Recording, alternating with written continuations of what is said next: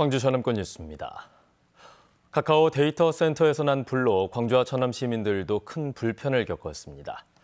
특히 광주에서 지난 주말 열린 충장축제에 그 불통이 뛰었습니다. 축제장으로 가는 시민들의 발이 묶였고 축제장 부스에 결제가 되지 않아서 불편이 이어졌습니다. 김혜린 기자입니다. 카카오 서버가 있는 판교 데이터 센터 화재 피해는 택시기사들에게 미쳤습니다. 택시 호출 서비스와 내비게이션 프로그램이 멈추면서 지난 주말 동안 손님을 평소의 절반도 못 태웠습니다. 토요일 날은 아예 일 못했고 일요일 날도 거의 못하고 싶어 했죠. 근데 이제 일요일 날 오후부터는 카카오를 이제 받았어요. 받았는데 내비가 이제 100% 이제 한 50%밖에 안 돼갖고 우리가 고생 좀 했죠. 불편한 건 손님들도 마찬가지입니다. 특히 주말 내내 열린 광주 충장축제에 가려는 시민들이 큰 불편을 겪었습니다. 택시 잡기가 하늘의 별 따기였기 때문입니다. 충장로 축제에 가려고 했는데 택시가 너무 많이 안 잡혀서 그게 많이 불편했던 점 같아요, 제 생각에. 이제 20살이니까 술 마시고 다니고 하니까 많이. 현금을 계좌 이체할 수 있는 카카오페이도 멈추면서 카드 결제가 안 되는 축제 부스의 혼란은 더욱 컸습니다. 광주 시민들이 종종 이용하는 카카오 자전거도 화재가 나고 사흘이 지난 뒤에야 완전히 복구됐습니다. 가장 답답했던 건 연락. 가족, 지인들과의 연락이 갑자기 끊기면서 부랴부랴 다른 수단을 찾아야 했습니다.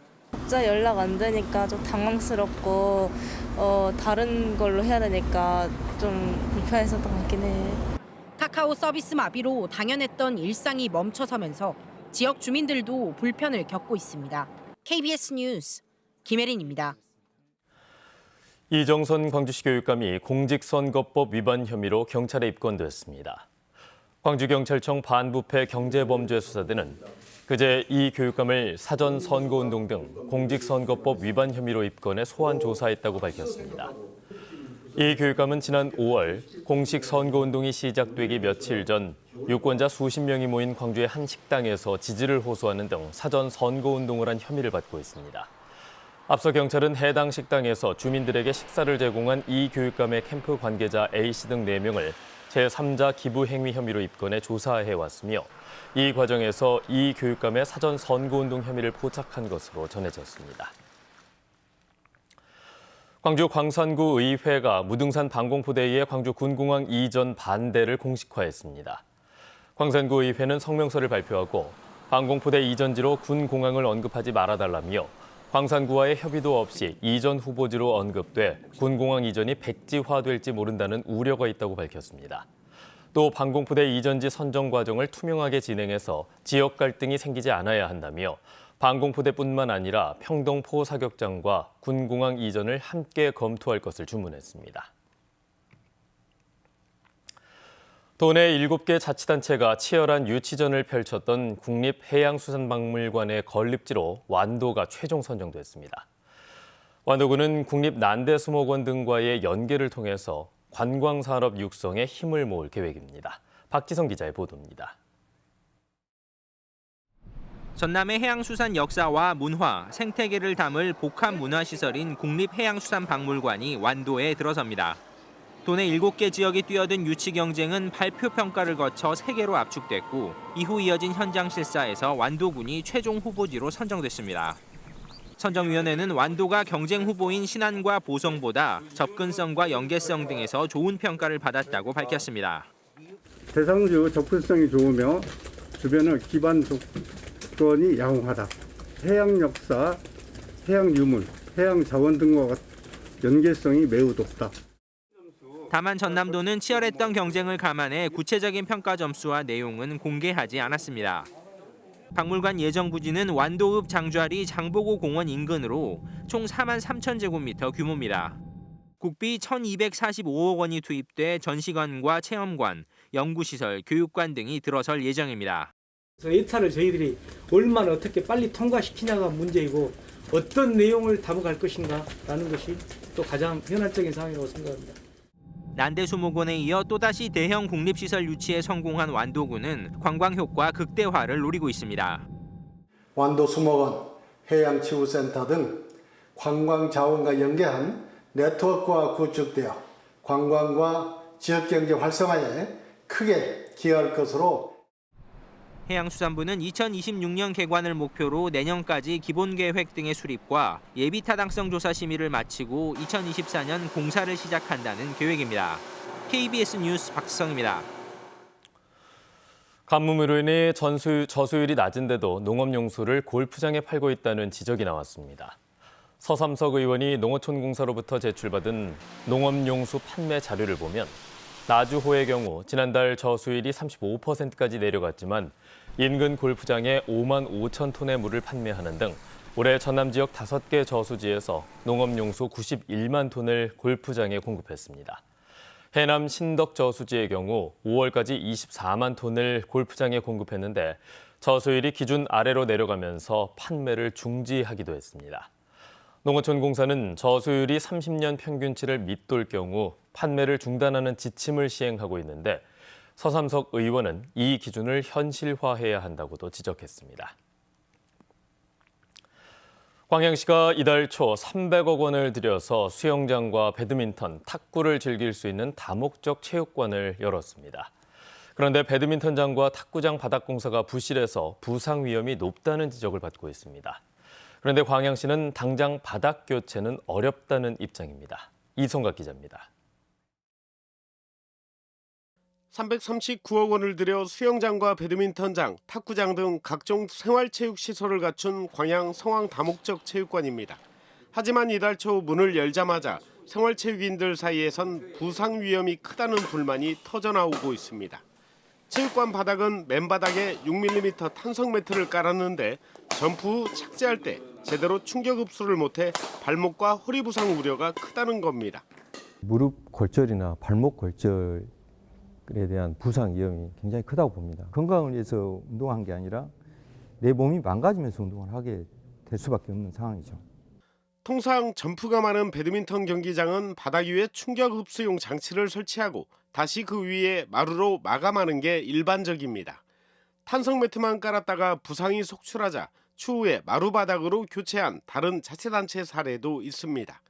노후하고 대회 진행 시 부상의 우려가 있다. 그래서 교체를 하겠습니다. 탁구장 역시 탄성 매트만 깔았는데 습기가 많은 장마철에는 미끄러질 위험도 있습니다. 부상 위험이 너무 심해서 아마 그 여론이 많이 악화되어 있는 것 같습니다. 근데 안심하고 안전하게 칠 수 있도록 노력을 최대한 해보겠습니다. 부상 위험이 높다는 배드민턴 협회의 우려에도 불구하고 광양시는 추가 예산 확보가 어렵다는 이유 등으로 당분간 현 상태대로 시민들에게 개방할 방침입니다. KBS 뉴스 이성각입니다. 광주시와 대구시의 시민사회단체들이 2038 아시안게임 공동 유치 추진을 반대하고 나섰습니다. 광주 경실련과 대구 참여연대 등은 공동 성명을 내고 흥행성이 없는 이벤트로 전락한 아시안게임에 양시가 각각 수천억 원을 들이는 것은 문제라면서 광주시의회와 대구시의회가 공동 유치 추진안을 통과시키지 말라고 촉구했습니다. 광주 대구 아시안게임 공동 유치 신청안은 어제 대구시의회 상임위에서는 보류가 됐는데 광주시의회는 오늘 본회의 상정을 앞두고 있습니다. 목포시가 오늘 시작한 시내버스 파업으로 인한 시민 불편을 줄이기 위해 관용차와 기업체 등의 운송 차량 20대를 임시 대체버스로 확보했다고 밝혔습니다. 이에 따라 시내버스 1번과 9번의 2개 노선만 우선 운행하고 등하교와 출퇴근 시간에 집중 배차했습니다.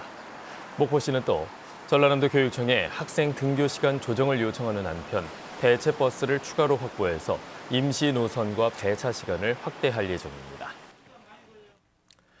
순천시가 소속 8급 공무원 A씨를 직위 해제하고 횡령 혐의로 경찰에 고발했다고 밝혔습니다.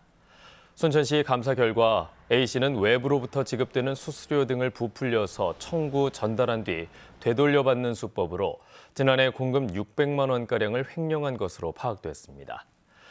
A씨는 해당 금액을 사적으로는 쓰지 않았다고 주장하는 것으로 알려졌습니다. 오늘 새벽 2시쯤 구례 문청면의 1층짜리 주택에서 불이 났습니다. 이 불로 인해 집안에 있던 80대 남성 A씨가 빠져나오지 못해 숨졌습니다. A씨의 부인은 불이 나자 대피한 것으로 화를 면한 것으로 전해졌습니다. 불은 주택 한 채를 다 태우고 30분 만에 꺼졌습니다. 소방당국은 전기적 요인에 의한 화재로 보고 정확한 화재 원인을 조사할 방침입니다.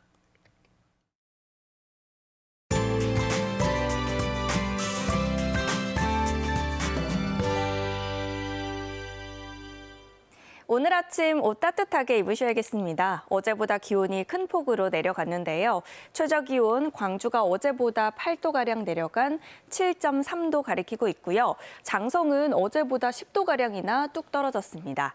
오늘은 낮 동안에도 어제 최저 기온인 15도까지밖에 오르지 못하며 쌀쌀한 날씨가 이어지겠고요. 내일 아침은 오늘보다도 기온이 더 내려가겠습니다. 당분간 이렇게 아침 추위가 이어지다가 모레 낮부터 서쪽에서 따뜻한 공기가 유입되면서 평년 기온을 회복하겠습니다. 오늘 대체로 맑은 하늘 볼 수 있겠는데요. 맑은 날씨가 이어지면서 대기가 차차 건조해지고 있습니다. 해안 지역은 바람도 꽤 강하게 불고 있는 만큼 불씨 관리 잘 하셔야겠습니다. 지역별 기온 자세하게 살펴보겠습니다. 아침 기온 장성 3도, 나주 2도 등으로 어제보다 4에서 10도가량이나 뚝 떨어져 춥습니다. 한낮 기온도 영광이 14도로 쌀쌀하겠습니다. 곡성도 아침 기온 1도까지 내려갔고요. 낮 기온 15도, 여수 17도에 머물겠습니다. 목포의 한낮 기온 15도, 강진과 장흥 16도로 낮 기온도 어제보다 2에서 4도가량 낮겠고요. 신안을 비롯한 도서 지역은 14도에서 15도가 예상됩니다. 먼바다에는 풍랑주의보가 발효 중입니다. 오늘까지 바람이 강하게 불고 물결이 최고 3.5m에서 4m까지 매우 높겠습니다. 모레 낮부터는 추위가 다소 누그러지고 예년 이맘때에 선선한 날씨가 예상됩니다. 날씨였습니다. 뉴스를 마칩니다. 여러분 고맙습니다.